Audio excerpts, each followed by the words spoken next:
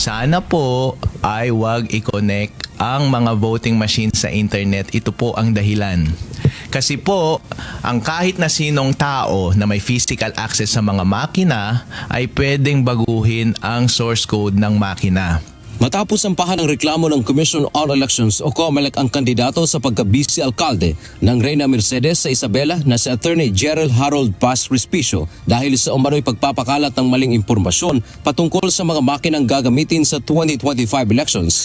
Naglabas ito ng panibagong video sa kanyang social media account na sinasabing konektado umano sa internet ang automated counting machines o ACMs na gagamitin sa halalan bago pa magsimula ang botohan sa mismong oras ng botohan hanggang sa pag-print ng election returns.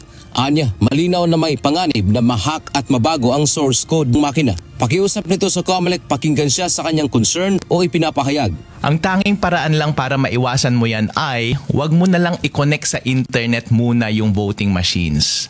At the start of the day at habang nagbobotahan yung tao at habang nagpiprint ng election return. Sagot naman ni COMELEC Chairperson George Erwin Garcia, hindi totoo na konektado sa internet ang ACM. Sa katunayan, maaari nga na hindi nila ito i-connect kahit sa kuryente dahil may sarili itong baterya na tatagal ng mahigit 10 oras. Lahat po ng kung saan pumupunta ang COMELEC na nagdemo ng buong bansa mula December 3 hanggang January 30, nakita nyo ba nakakabit siya sa kahit na anong internet connection?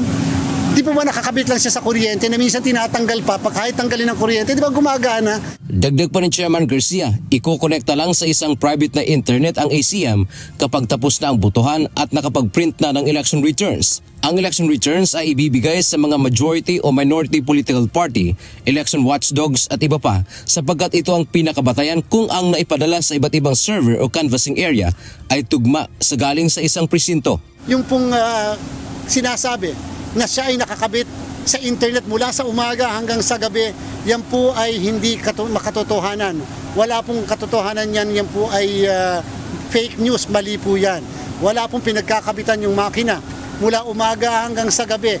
Kung hindi, siya po'y kakabitan lang na USB kapag ka nakapag-imprenta na ng election returns na siyam. At yung isa dun sa siyam ay ipapaskil na sa loob sa mismong labas ng presinto.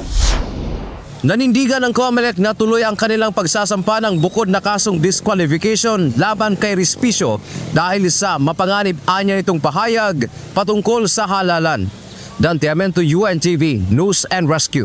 Diyos ang aming sandigan, serbisyo publiko ang aming pinahahalagahan.